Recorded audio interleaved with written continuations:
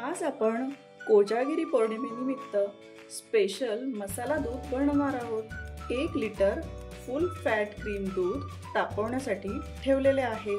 जोपर्यंत दूध तापत आहे तोपर्यंत आपण दुधाचा मसाला बनवूयात। दुधाचा मसाला बनवण्यासाठी 15 ते 16 काजू, 10-12 बदाम, 15 पिस्ते मीडियम फ्लेमवर भाजून घेऊ। भाजलेले ड्रायफ्रूट थोडा वेळ थंड होऊ द्या। आता भाजून घेतलेले सर्व ड्रायफ्रूट्स मिक्सरमध्ये बारीक वाटून घेऊया। भाजलेले काजू, बदाम आणि पिस्ता यांची पूड मिक्सरमधून काढून घेतलेली आहे। 8 ते 10 बदाम, 8 ते 10 काजू हे 2 तास आधी पाण्यात भिजत ठेवले होते। मिक्सरच्या भांड्यात घालून यामध्ये थोडंसं दूध किंवा पाणी ॲड करा आणि याची बारीक पेस्ट करून घेऊया।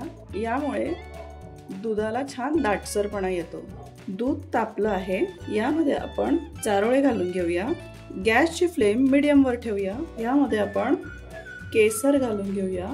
एक 5 ते 7 मिनिट आपण याला आटवून घेऊया, म्हणजे केसरचा रंग छान दुधामध्ये मिक्स होईल। दूध थोडा वेळ आटवून घेऊ। दूध आता व्यवस्थित आटत आलेलं आहे। यामध्ये तयार केलेली काजू पेस्ट घालूया।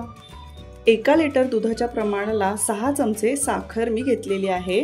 साखर आपण आवडीनुसार कमी जास्त करू शकतो। खूप छान केसरी कलर दुधाला आलेला आहे।